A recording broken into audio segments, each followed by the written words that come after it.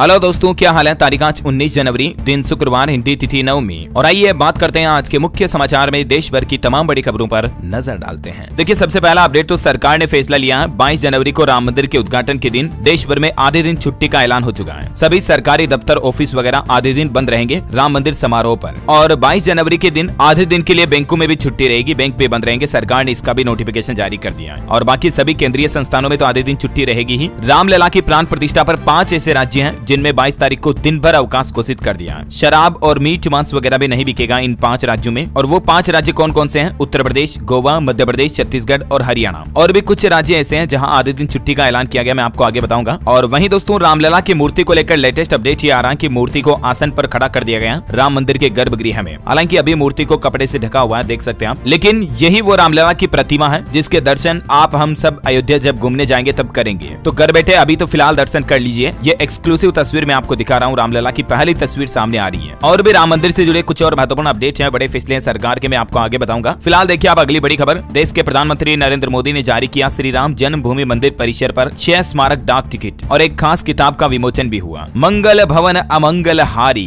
Global स्तर पर जारी हुआ पीएम मोदी का यह संदेश। कुल पीएम ने राम मंदिर के 6 डाक टिकट जारी किए और श्री राम के डाक टिकटों की 20 देशों की एल्बम भी लॉन्च की। चलिए अगले कुछ और सरकारी बड़े फैसले देखिए आप। नए नियम लागू हुए हमारे देश में। एक तो कोचिंग इंस्टीट्यूट में 16 साल से कम उम्र के बच्चों का अब एडमिशन नहीं होगा। अगर इस आदेश का किसी भी कोचिंग संस्थान ने पालन नहीं किया तो 1 लाख रुपए का जुर्माना लगेगा। देश भर के सभी कोचिंग इंस्टीट्यूट के लिए शिक्षा मंत्रालय द्वारा नए दिशा निर्देश और नए नियम जारी कर दिए। 16 साल के कम उम्र के बच्चों को अब कोचिंग में एडमिशन नहीं दे सकेंगे। और साथ ही कोचिंग इंस्टीट्यूट अच्छे नंबर या अच्छी रैंक दिलाने जैसी गारंटी भी नहीं दे सकेंगे। इस तरह के भ्रामक वादे भी नहीं कर पाएंगे। आए दिन आपको पता होगा विद्यार्थी स्ट्रेस में, तनाव में आते हैं और फिर इस तरह के कदम उठा लेते हैं। और इसी को देखते हुए शिक्षा मंत्रालय की तरफ से ये नई गाइडलाइंस जारी की गई है। और दोस्तों, कोचिंग सेंटर्स के लिए नए नियमों में एक नियम ये भी रखा गया कि कोर्स अगर बीच में छोड़ देता है कोई स्टूडेंट तो फीस वापस लौटानी पड़ेगी। ये गाइडलाइंस 12वीं के बाद जेईई, नीट, क्लेट जैसे एंट्रेंस एग्जाम और सभी प्रतियोगिता परीक्षाओं की तैयारी करने वाली कोचिंग संस्थानों के लिए बनाई गई है। और भी कुछ की पॉइंट्स आप देख सकते हैं स्क्रीन पर। थोड़ा सा मैं धीरे धीरे स्क्रॉल कर देता हूं तो आप वीडियो को पॉज करके देख लीजिएगा। ये सभी नए नियम मतलब कोचिंग इंस्टीट्यूट के लिए लागू हो चुके हैं। उम्र की पाबंदी, रैंक नंबरों के वादों पर रोक समेत, है ना। और चलिए अगला और बड़ा फैसला देखिए आप सरकार का। डॉक्टरों और दवाइयों से जुड़ा ये फैसला देखिए आप। नया नियम, डॉक्टरों को अब एंटीबायोटिक्स लिखने का कारण बताना होगा। स्वास्थ्य मंत्रालय की तरफ से नोटिफिकेशन जारी किया गया जिसमें कहा गया कि इन दवाओं को ज्यादा बढ़ावा भी ना दें। एंटीबायोटिक दवाओं को लेकर DGHS यानी कि directorate general of health service की तरफ से भारत के सभी फार्मासिस्ट एसोसिएशंस को यह लेटर लिखा गया है जिसमें डॉक्टरों से अपील की गई है कि वे एंटी माइक्रोबायल्स दवाओं को ज्यादा बढ़ावा ना दें और नए आदेशों को प्रभावी रूप से सुनिश्चित करें। अब इनमें कौन कौन सी दवाएं आप देख सकते हैं। एंटीसेप्टिक, एंटीबायोटिक, एंटीवायरल, एंटीफंगल वगैरह इस तरह की दवाइयां जो आजकल देश में काफी ज्यादा खपत हो रही, मतलब बहुत ज्यादा लोग बाग इस तरह की दवाइयां लेने लग गए हैं। जबकि एंटीबायोटिक्स दवाओं से शरीर को कई तरह के नुकसान भी होते हैं। ये लिस्ट भी देख सकते हैं आप। 8 ऐसे नुकसान है जो खास करके एंटीबायोटिक दवाओं से होते हैं और इन्हीं पर रोक लगाने के लिए सरकार की तरफ से ये नए नियम जारी किए गए। हालांकि अगर आपको शरीर में कुछ ऐसे संकेत दिखे तब आपको डॉक्टर से कंसल्ट करना चाहिए और दवाओं को लेना चाहिए अगर ऐसी कोई खास गंभीर बीमारी हो रही तो। बाकी नॉर्मली दवाइयां ना लें। मेडिकल दवाइयां साइड इफेक्ट भी बहुत ज्यादा करती हैं, तो इसीलिए देश भर के डॉक्टर भी कृपया आप सावधान हो जाएं। मतलब अब पेशेंट को, मरीज को बिना कारण बताए कोई भी एंटीबायोटिक दवा नहीं लिख पाएंगे डॉक्टर। सरकार की तरफ से ये सख्त चेतावनी जारी की गई है। चलिए अगली बड़ी खबर देखिए आप। डीप फेक को रोकने के लिए IT मंत्रालय के नए नियम भी तैयार हो चुके हैं। अब सोशल मीडिया प्लेटफॉर्म्स को रोकना होगा फेक कंटेंट, नहीं तो देश से कारोबार भी बंद होगा। जिसमें यूट्यूब, फेसबुक, इंस्टाग्राम, ट्विटर, इन पर जो आप रील्स वगैरह और भी कई सारे वीडियोस देखते हो ना, इन पर अब फेक कंटेंट नहीं चल पाएगा। ये जिम्मेदारी सोशल मीडिया कंपनियों की होगी। हाल ही में सचिन तेंदुलकर का फेक वीडियो वायरल हुआ था, आपको पता होगा। तो इसके बाद सरकार ने ये सख्त दिशा निर्देश जारी किए हैं। अच्छा, वैसे डीप फेक से जुड़ी एक अनोखी टेक्नोलॉजी भी खोजी है। देखिए आप, स्टूडेंट ने 20 सेकंड में डीप फेक को एक्सपोज करेगी ये तकनीक। निगरानी में पुलिस की मदद करेगा ड्रोन। हैकथॉन में स्टूडेंट्स ने प्रदर्शित किए इस तरह के इनोवेशन। और दोस्तों, ये अनोखी तकनीक का इन्वेंट किया है Pune institute of computer technology के स्टूडेंट्स ने मिलकर डीप फेक का पता लगाने के लिए ये नई तकनीक इजाद की है। ये वाकई में भविष्य में बहुत काम आने वाली तकनीक है। और चलिए अगली बड़ी खबर देखिए आप। ई-कॉमर्स प्लेटफॉर्म्स पर भी अब नहीं चलेगा फर्जी रिव्यू का सिस्टम। सरकार ने BIS में डेवलप किया स्टैंडर्ड। जी हाँ, आपने हो सकता है ये बात के बारे में सुना भी होगा। ये जो ई-कॉमर्स कंपनियां होती है ना, जैसे अमेजोन, फ्लिपकार्ट, स्नैपडील, मंत्रा वगैरह, ये कंपनियां कई बार क्या करती हैं, कुछ प्रोडक्ट पर फर्जी रिव्यू डलवाती हैं जिससे कि लोगों को लगे कि हाँ ये प्रोडक्ट अच्छा है, वो खरीद लेते हैं उसे। तो अब ये स्कैम नहीं चल पाएगा। BIS यानी कि ब्यूरो ऑफ इंडियन स्टैंडर्ड्स में रिव्यू को लेकर भी कुछ सरकार ने नई गाइडलाइंस जारी की गई है जिसके तहत फर्जी रिव्यू करवाने वाली कंपनियों पर अब सख्त कार्रवाई की जाएगी और भारी भरकम जुर्माना भी लगाया जाएगा। और अगली बड़ी खबर देखिए। WTO की बैठक में घरेलू खाद्य सुरक्षा से कोई समझौता नहीं करेगा भारत। 26 फरवरी से शुरू होगा 13वां मिनिस्ट्रियल कॉन्फ्रेंस। WTO यानी कि वर्ल्ड ट्रेड ऑर्गेनाइजेशन की बैठक में विश्व व्यापार संगठन की 13वीं जो बैठक होगी उसमें भारत की ओर से ये प्लान बनाया गया है। चलिए अगला अपडेट देखिए आप। एक रिपोर्ट सामने आ रही है 2024 के लिए भारत का सबसे मजबूत ब्रांड बना रिलायंस जियो। ब्रांड फाइनेंस द्वारा ये 2024 की लेटेस्ट रिपोर्ट जारी की गई, जिसमें जियो 2024 के लिए भारत का सबसे मजबूत ब्रांड बना और दुनिया भर के ग्लोबल टॉप 25 स्ट्रॉन्गेस्ट ब्रांड कौन कौन से हैं, जिनके कंपनीज के नाम और डिटेल्स भी आप देख सकते हैं। और अगली खबर देखिए दोस्तों, एक श्रद्धांजलि। आपको पता होगा कल ही गुजरात के वडोदरा में एक दुर्घटना हो गई थी, जिसमें स्कूली छात्रों से भरी नाव झील में डूब गई। 2 शिक्षकों समेत 12 बच्चों की भी मौत हो गई। हालांकि 13 बच्चों को बचा लिया गया। बताया जा रहा है कि सेल्फी लेते समय बैलेंस बिगड़ गया और नाव डूब गई। लेकिन कहीं न कहीं टीचर्स और मैनेजमेंट प्रशासन की ये लापरवाही थी कि नाव में किसी भी बच्चे के पास कोई लाइफ जैकेट नहीं था। किसी भी बच्चे ने लाइफ जैकेट नहीं पहनी थी, जबकि टीचर अगर बच्चों को नाव में घुमाने के लिए ले जा रहे हैं तो ये उनकी जिम्मेदारी होती है कि बच्चों के लिए लाइफ जैकेट खरीदें। अच्छा, एक बड़ी लापरवाही ये भी थी कि नाव में बैठने की क्षमता तो 16 की थी, बैठे टोटल 31 लोग थे, बच्चों समेत, मतलब टीचर वगैरह, और लाइफ जैकेट भी नहीं पहनी थी। यही वजह की ये बड़ा हादसा हो गया। ऐसी घटनाओं से हमें सीख लेनी चाहिए कि जीवन में कभी सुरक्षा से कॉम्प्रोमाइज नहीं करना चाहिए, और इसीलिए तो कहते हैं कि सेफ्टी फर्स्ट। गाड़ी चलाते समय हेलमेट लगाएं, कार चला रहे हैं तो सीट बेल्ट लगाएं। बहरहाल इन सभी बच्चों और टीचर्स की आत्मा को शांति दे, इनके परिजनों को इस मुश्किल घड़ी में हिम्मत दे, हमारी यही प्रार्थना है। और एक दुर्घटना कल रात दिल्ली में भी हो गई। पीतमपुरा में एक मकान में आग लगने से 5 लोगों की जान चली गई। चलिए अगला बड़ा अपडेट देखिए। मार्केट से खबर आ रही है NHPC में अपनी 3.5% हिस्सेदारी बेचेगी सरकार और इससे 2300 करोड़ रुपए जुटाए जाएंगे। 19 जनवरी को रिटेल इन्वेस्टर भी 66 रुपए प्रति शेयर पर बोली लगा सकेंगे। NHPC यानी कि national hydro electric power corporation company जो है सरकार की, उसकी 3.5% हिस्सेदारी जो मतलब सरकार पब्लिक शेयर के रूप में बेचने जा रही है। अभी NHPC में गवर्नमेंट की 71% हिस्सेदारी है। और वहीं देखिए दोस्तों, ओला के स्कूटर में अब आपको कुछ नए फीचर मिलेंगे। एंटी थेफ्ट अलार्म फीचर से लेस होंगे ओला के स्कूटर। मतलब अगर कोई चोर आपके स्कूटर को चोरी करके ले जा रहा तो भी आपको अपने मोबाइल पर अलर्ट मिल जाएगा। कंपनी ने move OS 4 software update launch कर दिया। 100 से ज्यादा फीचर्स इसमें जोड़े गए हैं। ओला के स्कूटर टेक्नोलॉजी में तो वाकई में एडवांस होते जा रहे दिन ब दिन। कंपनी ने इसमें कुछ और मैप, GPS समेत कई फीचर्स के साथ बिल्कुल नया इंटरफेस लॉन्च कर दिया है। चलिए अगली खबर है। भारत जोड़ो न्याय यात्रा का 5वां दिन कैसा रहा। नागालैंड से असम पहुंचे राहुल गांधी, बोले कि यहाँ की सरकार देश में सबसे भ्रष्ट है। रास्ता बदलने पर यात्रा पर FIR भी दर्ज हुई। और बिल्किस बानो केस पर खबर आ रही कि इस मामले के 5 दोषियों ने सुप्रीम कोर्ट में याचिका दाखिल की। सरेंडर करने के लिए और समय मांगा। कोर्ट ने 22 जनवरी तक का वक्त दिया था। और वहीं देखिए दोस्तों, हार्ट अटैक पर चौंकाने वाली खबर आ रही। मध्य प्रदेश के इंदौर में एक स्टूडेंट जो क्लास में पढ़ रहा था, पढ़ते पढ़ते अचानक से कार्डियक अरेस्ट आया और बस 3-4 सेकंड में तो खत्म,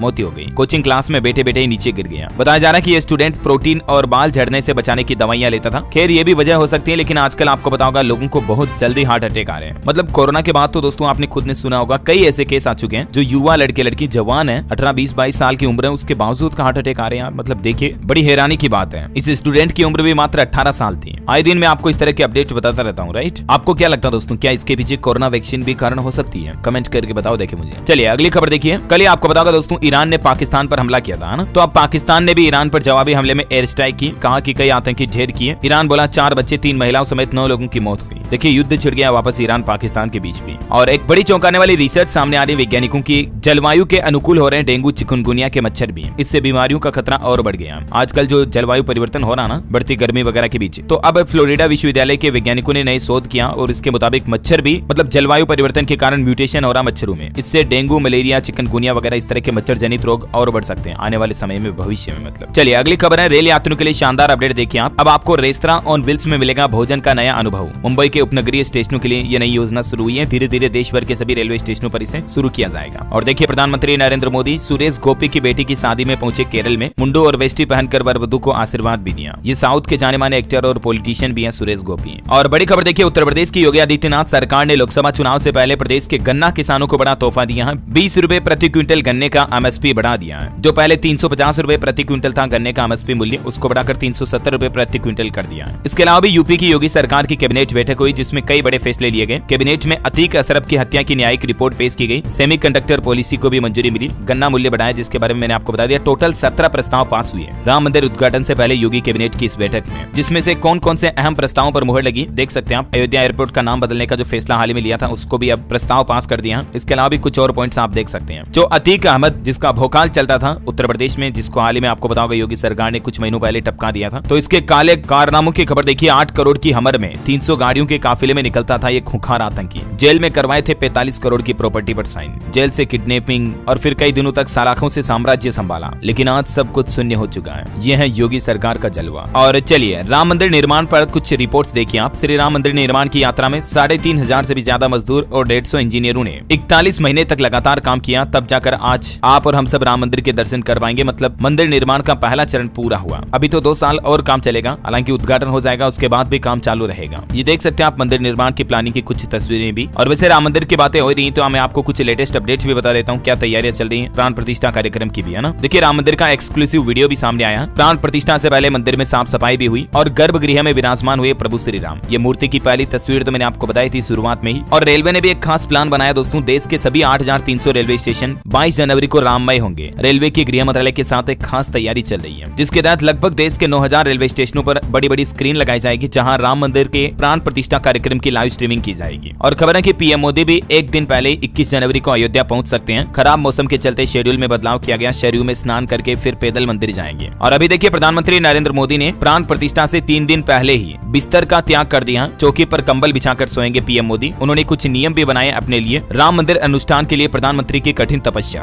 देखिए 3 दिन पहले व्रत का सिलसिला शुरू हो चुका। यम नियम के तहत लकड़ी की चौकी पर सोएंगे, पलंग सोफा गद्दे वगैरह पर नहीं सोएंगे अभी 3 दिन तक पीएम मोदी। और फिर 22 तारीख को प्राण प्रतिष्ठा के दिन तो पूर्ण उपवास रखेंगे, मतलब अन्न ग्रहण बिल्कुल भी नहीं करेंगे, कुछ भी नहीं खाएंगे पिएंगे। वहाँ जटायु की मूर्ति की पूजा भी करेंगे पीएम मोदी। ये कुछ शेड्यूल रहेगा प्रधानमंत्री का। और बाकी 22 जनवरी को केंद्रीय संस्थानों में आधे दिन छुट्टी घोषित कर दी है। 5 राज्यों में दिन भर अवकाश मैंने आपको बताया ना। कुछ और राज्य सरकारों के फैसले आगे देखेंगे अपन। और खबर देखिए मध्य प्रदेश के उज्जैन के शंख से होगा रामलला का स्नान और पूजन। महाकालेश्वर मंदिर के मुख्य पुजारी अयोध्या के लिए भी रवाना हुए। और देखिए 1 किलो सोने के राम यंत्र पर विराजेंगे रामलला। इस यंत्र में 121 देवताओं का वास है। रामलला की प्राण प्रतिष्ठा से पहले सोलर सिटी बनाने की राह पर है अयोध्या। इलेक्ट्रिक ऑटो और बसों में भी सोलर सिस्टम लगाए जा रहे हैं। योगी सरकार का यह नया प्लान है। और खबर है दोस्तों अयोध्या में 26 जनवरी को पहली बार आस्था स्पेशल ट्रेन का आगमन होगा। प्राण प्रतिष्ठा महोत्सव के बाद कई रेलगाड़ियां भी रामनगरी पहुंचेगी। और हम सभी को 22 तारीख को घर पर भी श्री राम की पूजा करनी चाहिए। ऐसे में भगवान श्री राम पूजन के लिए कुछ खास नियम भी आपको बता देता हूँ। पूजा की आसान विधि वगैरह देखिए आप। अभी मैं एक पॉइंट्स को डिटेल में बोलूंगा तो बहुत ज्यादा लंबा हो जाएगा। ये मैं अलग अलग स्लाइड्स बता देता हूँ, तो थोड़ा सा वीडियो को पॉज करके आप देख लीजिएगा। पॉइंट नंबर 1, 2, 3, फिर 4 और 5, जिसमें आपको रामायण की चौपाइयां बोलनी है, धूप दीपक जलाना है, ठीक है। और कौन कौन से फूल और पत्र श्री राम को माँ सीता लक्ष्मण की पूजा के दौरान चढ़ाने हैं, जी भाई डिटेल आप देख सकते हैं। फिर आरती कब और कैसे करें तो ये देख लीजिएगा आप, ठीक है। 22 तारीख को जरूर सभी घरों में अपने अपने दीपक जलाएं और इस उत्सव में जितना बढ़ चढ़कर हो सके हिस्सा लें। और देखिए अयोध्या में बटेगा मेहंदीपुर बालाजी मंदिर के लड्डुओं का प्रसाद भी। ये राजस्थान के दौसा का प्रसिद्ध मंदिर है। 110 क्विंटल देसी घी से 3 लाख लड्डू तैयार किए गए। इन्हें बनाने में 3 दिन लगे। ये राम मंदिर में पहुंचेंगे अयोध्या में। अच्छा बच्चों की भी अनोखी कलाकारी देखिए दोस्तों। रामलला प्राण प्रतिष्ठा महोत्सव का उत्साह देखा जा रहा। मध्य प्रदेश के आगर मालवा में बच्चों ने मानव श्रृंखला बना करके राम नाम लिखा। कुछ ऐसा ही एमपी जबलपुर में भी देखने को मिला, जहां बच्चों ने राम नाम की कलाकृति बनाई। ड्रोन व्यू के जरिए देखिए आप बच्चों की किस तरह से अनेकता में एकता नजर आई। और खबर है दोस्तों राजस्थान में भी 22 जनवरी को आधे दिन छुट्टी रहेगी। राजस्थान के मुख्यमंत्री भजन लाल ने ये बात की घोषणा कर दी है। ऐसे ही छत्तीसगढ़ के मुख्यमंत्री विष्णुदेव साय ने भी कहा कि 22 जनवरी को दोपहर 2:30 बजे तक सरकारी दफ्तर बंद रहेंगे, मतलब लगभग आधे दिन यहाँ भी छुट्टी रहेगी। और छत्तीसगढ़ में भी शराब मीट वगैरह की दुकानें नहीं खुलेगी 22 तारीख को, है ना। और वहीं देखिए रतन टाटा, अमिताभ बच्चन, माधुरी दीक्षित, मुकेश अंबानी समेत 506 लोग होंगे अयोध्या में राज्य अतिथि। देश के उद्योगपतियों, बॉलीवुड फिल्म स्टार्स, क्रिकेटर समेत कई सारी बड़ी हस्तियों को राम मंदिर के लिए अतिथि के रूप में आमंत्रित किया गया है। तो ये कुछ लेटेस्ट अपडेट चल रहा दोस्तों रामलला से जुड़ा। और चलिए आगे बढ़ते हैं खबरों में। देखिए आप कोरोना बुलेटिन पर खबर आ रही कि कोरोना वायरस के 305 नए मामले दर्ज हुए पिछले 24 घंटों में और 3 लोगों की मौत भी हुई। हालांकि सक्रिय मामलों में गिरावट देखी गई है। अभी एक्टिव केस कोरोना के टोटल 2439 चल रहे हैं, लेकिन फिर भी भारत में JN1 वेरिएंट के मामले काफी ज्यादा बढ़ रहे हैं। देखिए टोटल 1226 मामले इस नए वेरिएंट के हो चुके हैं। सबसे ज्यादा केस कर्नाटक और आंध्र प्रदेश में है अभी, है ना। और चलिए अगली बड़ी खबर देखिए आप। किसानों के नेता राकेश टिकैत बोले कि 26 जनवरी को पूरे देश में ट्रैक्टर परेड करेंगे किसान। 16 फरवरी को भारत बंद का ऐलान भी किया है। भारतीय किसान यूनियन के नेता राकेश टिकैत की तरफ से प्रयागराज में किसान महाकुंभ का आयोजन हुआ और उसमें ये आगे की रणनीति बनाई गई। गणतंत्र दिवस 26 जनवरी पर देश भर में ट्रैक्टर परेड निकालेंगे किसान भाई लोग फिर से। 14 मार्च को दिल्ली में किसान महापंचायत भी होगी। अभी भी मतलब किसान भाई लोगों के कुछ मांगे हैं और इसी के चलते किसान भाई लोग जो है आगे की प्लानिंग कर रहे हैं सरकार के खिलाफ विरोध करने की। चलिए बड़ी खबर देखिए आप। मनरेगा जॉब कार्ड का होगा अब सत्यापन। पश्चिम बंगाल हाईकोर्ट की तरफ से 4 सदस्यीय समिति बनाने का भी आदेश जारी किया गया और कलकत्ता उच्च न्यायालय ने ये फैसला सुनाया कि पश्चिम बंगाल में सभी मनरेगा के जॉब कार्ड का सत्यापन करवाना पड़ेगा। बड़ी खबर देखिए भारत को 2 दशकों में 2840 नए विमान व 41,000 पायलट्स की जरूरत होगी। एयर बस की तरफ से अनुमान जताया गया। और देखा जाए दोस्तों तो भारत में भी अब धीरे धीरे हवाई यात्रियों की पैसेंजर्स की संख्या बढ़ रही है। केंद्रीय मंत्री ज्योतिरादित्य सिंधिया ने कहा कि जल्दी ही भारत में हवाई यात्रियों की संख्या 30 करोड़ होगी। यूएस और चीन उनके बाद सबसे बड़े विमान खरीदार हम ही हैं। रिपोर्ट्स देखिए, आकाशा, इंडिगो और एयर इंडिया ने पिछले एक साल से भी कम समय में 1120 विमान खरीदने के ऑर्डर दिए हैं। चलिए अगली बड़ी खबर आ रही है कि आपके शहर में भी अगर बार बार लाइट जाती है ना, तो अब टेंशन ना लें। सरकार की तरफ से ऐसा प्लान बनाया गया है कि बिजली कंपनियां अब थर-थर कांपेगी। दरअसल केंद्रीय बिजली मंत्री वीके सिंह ने कहा कि मैं ऐसे भविष्य को स्वीकार नहीं कर सकता जहां भारत एक विकासशील देश बना रहे। अगर हमें विकसित देश बनना है तो कई चीजों को सुधारना होगा, जिसमें एक प्रमुख चीज ये है कि एक विकसित देश में कोई बिजली कटौती नहीं होती है। हर वितरण कंपनियों के पास बिजली खरीदने के लिए पैसा है और अभी सरकार एक नया प्लान भी बना रही है। अब अगर बिजली कंपनियां बार बार बिजली कटौती करती हैं तो उन पर न सिर्फ सख्त कार्रवाई की जाएगी बल्कि जुर्माना वगैरह भी लगाया जाएगा। सरकार का कहना है कि उपभोक्ताओं को 24 घंटे बिजली पाने का अधिकार है, क्योंकि उपभोक्ता बिजली बिल जमा करा रहे हैं। ये उनका अधिकार है, राइट्स है। साथ ही केंद्रीय मंत्री ने कहा कि राज्यों से वे बिजली क्षेत्र की व्यवहार्यता सुनिश्चित करने के लिए कानून और विभिन्न नियमों का पालन करें, अन्यथा फिर उन्हें केंद्र से कोई बिजली नहीं मिलेगी। आगे सरकार भविष्य में रूफटॉप सोलर, हरित हाइड्रोजन, हरित उपकरण, पीएम कुसुम, उपभोक्ता अधिकार नियम समेत कई सारी नई योजनाओं पर भी काम कर रही है, जिससे कि आपको 24 घंटे बिजली मिल सके, है ना। तो ये सरकार का फ्यूचर प्लान है, मतलब भविष्य का।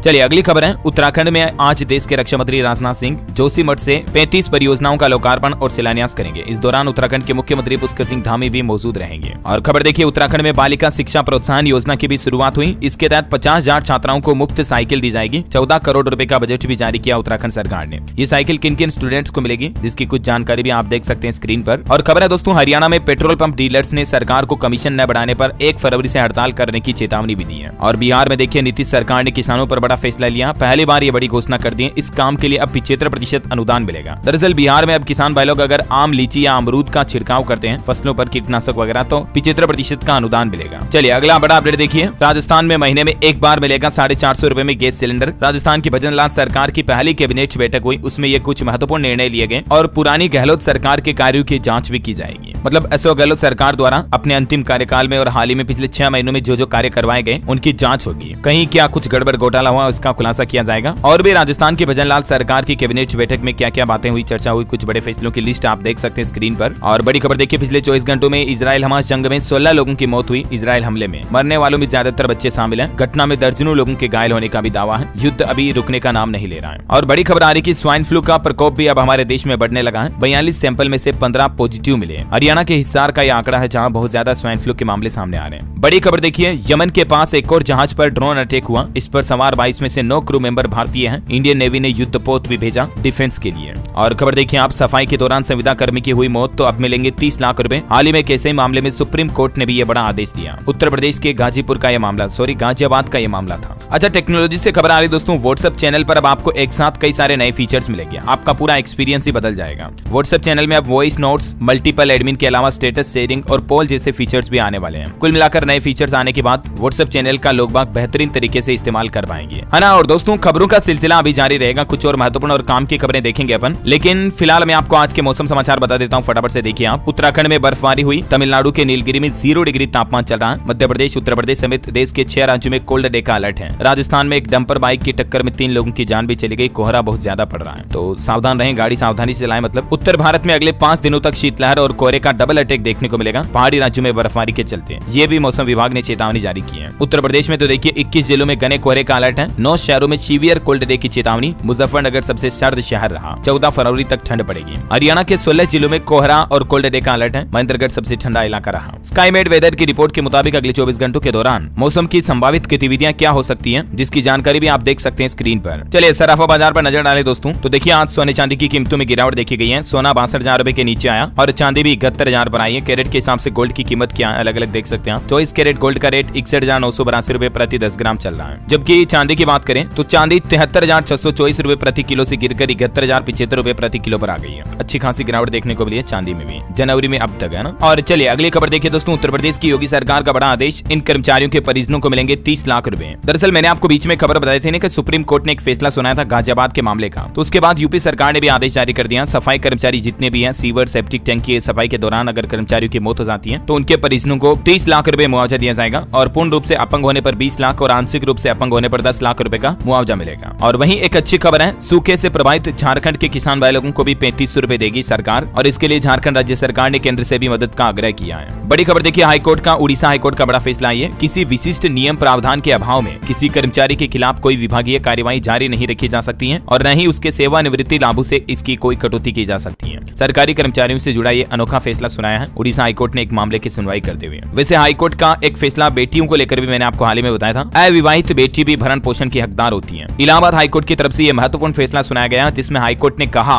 कि हिंदू हो या मुसलमान, घरेलू हिंसा केस में कुंवारी लड़कियों को भी उनके माता पिता भरण पोषण दें। यूपी के इलाहाबाद हाईकोर्ट ने यह बड़ा फैसला सुनाते हुए कहा, एक याचिका पर कोर्ट ने सुनवाई की और उसी पर यह फैसला सुनाया। मतलब आपको पता होगा, शादी होने के बाद अगर पति से अलग रह रही पत्नी, तब तो पति को उसको गुजारा भत्ता हर्जाना देना पड़ता है, राइट। लेकिन अगर कोई लड़की बेटी जिसकी शादी नहीं हुई है, कुंवारी अभी तक, और वो किसी घरेलू हिंसा या किसी कारणवश अपने माता पिता से अलग रह रही, तो माता पिता की जिम्मेदारी है कि उस बेटी को गुजारा भत्ता देना पड़ेगा। ये मतलब एक बहुत ही महत्वपूर्ण फैसला है ना। चलिए अगली बड़ी खबर देखिए आप। दिल्ली मेट्रो में सफर करने वाले ध्यान दें, सुरक्षा जांच का बदल गया नियम, सिक्योरिटी चेकिंग में अब ज्यादा समय लगेगा और इसीलिए डीएमआरसी का यह भी कहना है कि आप ज्यादा समय लेकर यात्री जो है घर से निकले, क्योंकि अब आपको त्रिस्तरीय सुरक्षा जांच से गुजरना पड़ेगा। जैसे एयरपोर्ट पर चेकिंग होती है ना, वैसे अब आपको ज्यादा टाइम देना पड़ेगा। चलिए कुछ स्टेट गवर्नमेंट की अपडेट देखिए आप फटाफट से। मध्य प्रदेश में सड़क, बिजली, पानी जैसी सुविधाओं के बिना मंजूर नहीं होंगे सरकारी प्रोजेक्ट। पीएम गति शक्ति के डेटा से होगी नई निर्माण के पहले क्रॉस चेकिंग भी। ये नया आदेश जारी कर दिया एमपी में। और देखिए एमपी भोपाल को ग्रीन कैपिटल बनाने की भी तैयारी की जा रही है। 1100 मेगावाट सोलर एनर्जी से रोशनी होगी राजधानी। इंदौर, उज्जैन भी सोलर सिटी बनाए जाएंगे। बड़ी खबर देखिए उत्तर प्रदेश के गोरखपुर में बागेश्वर बाबा के दरबार में अफरा तफरी मच गई, 10 लोग घायल भी हो गए। कथा सुनने आए लोग बैरिकेडिंग तोड़कर अंदर घुस गए, पुलिस ने लाठीचार्ज भी किया फिर। और खबर है उत्तर प्रदेश सरकार को मिला स्टेट चैंपियन पुरस्कार। सिविल एविएशन में सर्वश्रेष्ठ प्रदर्शन करने के लिए विंग्स इंडिया अवार्ड 2024 के तहत ये पुरस्कार मिला है यूपी की योगी सरकार को। और देखिए उत्तर प्रदेश में 15 लाख की आबादी के लिए आएगी नई टाउनशिप योजना। 3100 हेक्टेयर में 35,000 करोड़ रुपए निवेश करेगा लखनऊ विकास प्राधिकरण, जिससे 3 लाख लोगों का अपना खुद का घर का आशियाने का सपना पूरा होगा। ये लखनऊ में नई हाउसिंग सोसाइटी शुरू होने जा रही है ना। और खबर है दोस्तों उत्तर प्रदेश गोंडा में देखिए डीएम बोली कि नाबालिग छात्रों के वाहन चलाने पर रोक लगाएं। नए कानून का उल्लंघन करने पर अभिभावकों को 3 साल की जेल और 25,000 रुपए का जुर्माने का भी प्रावधान है। हाल ही में जो योगी सरकार ने ये नियम लागू किया था, आपको पता होगा, तो कई जिलों में अभी भी लोग बाग इसका पालन नहीं कर रहे हैं, तो जिला प्रशासन की तरफ से ये सख्त निर्देश भी जारी किए गए। और खबर है 5 फरवरी से शुरू होगा बिहार विधानमंडल का बजट सत्र। फिर 6 फरवरी को पेश होगा बिहार राज्य का बजट। कुल 17 बैठकें होगी, राज्यपाल ने जारी किया नोटिफिकेशन। वह देखिए बिहार में भी 22 जनवरी को वीरगंज में बंद रहेगी मांस, मछली, शराब की दुकानें। महानगर पालिका की तरफ से जारी किया आदेश। बड़ी खबर है हरियाणा में गेस्ट टीचरों का महंगाई भत्ता बढ़ाया गया। हरियाणा की मनोहर लाल खट्टर सरकार ने सरकारी कर्मचारियों के लिए शानदार फैसला लिया। अब गेस्ट टीचर को भी गवर्नमेंट एम्प्लॉइज के समान भत्ता लाभ वगैरह मिलेगा। पक्का करने की मांग पर यमुनानगर में लाठीचार्ज भी हुआ था हाल ही में, आपको पता होगा। तो उसके बाद हरियाणा सरकार की तरफ से ये ऑर्डर जारी कर दिया है। गेस्ट टीचर्स के लिए जो अतिथि शिक्षक होते हैं ना, अस्थायी टीचर, उनके महंगाई भत्ते में 4% की बढ़ोतरी की गई है, जिससे लगभग राज्य के 12,000 से भी ज्यादा गेस्ट टीचर्स को फायदा होगा। और वहीं देखिए बड़ी खबर, हरियाणा के हर जिले में सुंदरकांड का पाठ कराएगी आम आदमी पार्टी सरकार। जिंद में बोले अनुराग ढांडा। चलिए खबर देखिए, अयोध्या के लिए 6 बसें चलाएगा HRTC। हिमाचल पथ परिवहन निगम की तरफ से ये बसें चलाई जाएगी और सभी बसों में आपको कैशलेस टिकट की सुविधा भी मिलेगी। ऐसा करने वाला पहला राज्य बनने जा रहा है हिमाचल। वहीं हिमाचल में देखिए पुरानी पेंशन योजना को लेकर भी शानदार फैसला लिया गया। बिजली बोर्ड कर्मचारियों को फरवरी में मिलेगी OPS यानी ओल्ड पेंशन योजना का लाभ मिलेगा।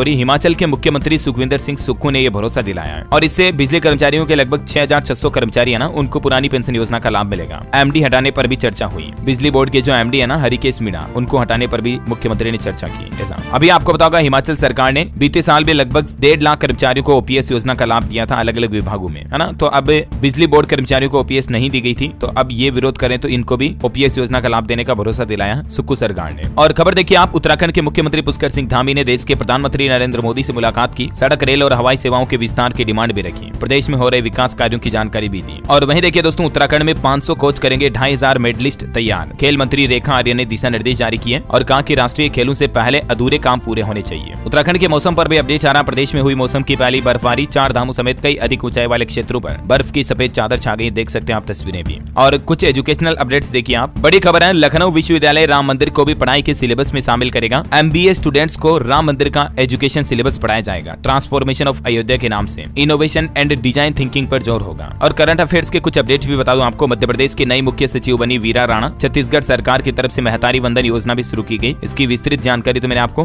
कल ही बता दी थी, है ना। चलिए खबर है, कुछ स्कूलों में छुट्टियों को लेकर अपडेट देखिए। मध्य प्रदेश में सर्दी के कारण सुबह 11 बजे खुलेंगे स्कूल। ग्वालियर चंबल संभाग में 31 जनवरी तक के लिए जारी हुआ आदेश। उत्तर प्रदेश की राजधानी लखनऊ में अब 22 जनवरी तक स्कूल बंद रहेंगे। 8वीं तक की क्लासें नहीं चलेगी। गोरखपुर में भी 20 तारीख तक स्कूल बंद की घोषणा हुई। और शीतलहर ठंड के चलते देखिए आप, बिहार में भी शेखपुरा डीएम ने 8वीं तक की पढ़ाई को 20 जनवरी तक बंद रखने के निर्देश दिए हैं, है ना। और टेक्नोलॉजी से जुड़ी बड़ी खबर देखिए आप। Samsung Galaxy S24 series AI features के साथ लॉन्च हो चुकी है। कीमत इसकी 80,000 से शुरू है। इसमें आपको रियल टाइम लैंग्वेज ट्रांसलेशन मिलेगा, साथ ही 200 मेगापिक्सल का AI कैमरा भी मिलेगा। सैमसंग गैलेक्सी की तरफ से S24 अल्ट्रा की नई सीरीज लॉन्च की है। और दोस्तों बॉलीवुड से खबर है, फिल्म तेरी बातों में ऐसा उलझा दिया। इसका ट्रेलर रिलीज हो चुका है। रोमांस और कॉमेडी का तड़का आपको देखने को मिलेगा। कृति शेनन बनी रोबोट और शाहिद साइंटिस्ट का रोल निभाएंगे इस फिल्म में। ये फिल्म 9 फरवरी को देश भर के सिनेमाघरों में रिलीज की जाएगी। और वैसे फिल्म की बात हो ही रही दोस्तों, तो आपको बता दूं, राम जन्मभूमि के 500 साल के संघर्ष पर भी छत्तीसगढ़ में एक फिल्म बनाई गई है 695 नाम से। मुख्यमंत्री विष्णुदेव साय ने लोगों से इस फिल्म को देखने की अपील भी की है। ये देख सकते हैं आप उनका ट्वीट भी। और ऑटो इंडस्ट्री से खबर देखिए आप, महिंद्रा ने लॉन्च किया नया मिनी ट्रक। सीएनजी वेरिएंट में मिलेगी ज्यादा पावर और माइलेज भी। और चलिए दोस्तों, अंत में आज के राशिफल पर नजर डाल लेते हैं। देखिए, धनु राशि वालों को नौकरी में तरक्की मिल सकती है। मेष राशि वालों की आर्थिक स्थिति में सुधार होने के योग है। मिथुन राशि के लोग अपने काम में बदलाव कर पाएंगे। तुला राशि के लोग जीवन में संतुलन बनाए रखें, लाभ होगा, है ना। और दोस्तों, आप मुझे कमेंट करके बताइए कि